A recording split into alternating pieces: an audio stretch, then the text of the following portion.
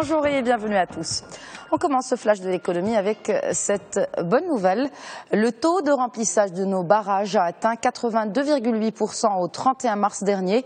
En volume, cela représente près de 13 milliards de mètres cubes.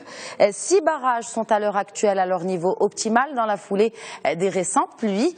Une progression des taux de remplissage a par ailleurs essentiellement été constatée au barrage de Emil Kheng, Yous Bentachfin ou encore à la Latakerkoust. Notez enfin qu'en comparant avec les taux enregistrés l'an dernier à la même période, la progression atteint plus de 6%.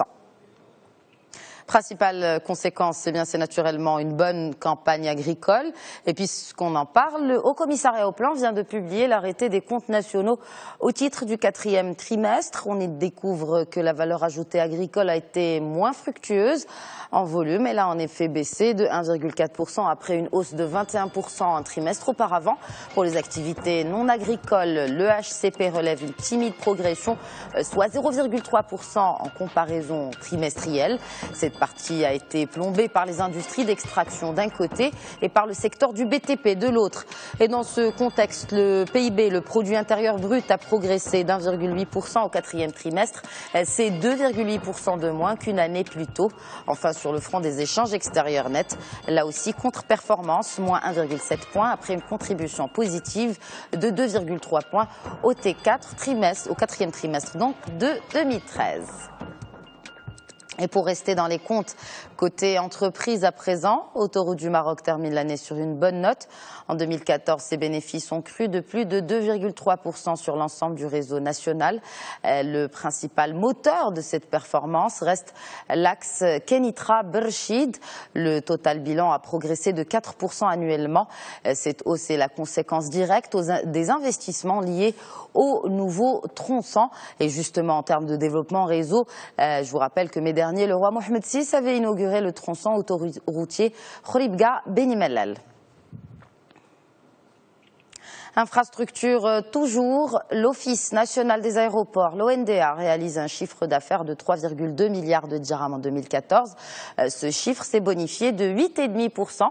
Côté bénéfice, le net a progressé de 18% par rapport à 2013. Par ailleurs, notez que l'ONDA réduit sa dette nette de 300 millions de dirhams, l'apportant à 55% de ses fonds propres. RCI Finance Maroc, où la branche crédit du constructeur Renault signe de très bons résultats au terme de l'exercice 2014. Ainsi, son produit net bancaire s'est amélioré de 9%, mais aussi et surtout, on retiendra que l'encours d'actifs de RCI Finance a atteint 3,6 milliards de dirhams, ce qui la projette en pole position sur le segment crédit à la consommation. Et avec 13 400 nouveaux dossiers traités en 2014, le portefeuille commercial de la filiale finance de Renault est de 37 600 clients. On enchaîne avec Unimer et en dépit d'une progression de 10% de son chiffre d'affaires et d'une hausse de 5% du résultat d'exploitation, le résultat net part du groupe a dégringolé de 32% en 2014 dans le sillage d'une hausse des charges financières nettes. Et justement, le spécialiste du poisson implante un nouveau projet destiné aux sardines anchois et maquereaux à Dakhla.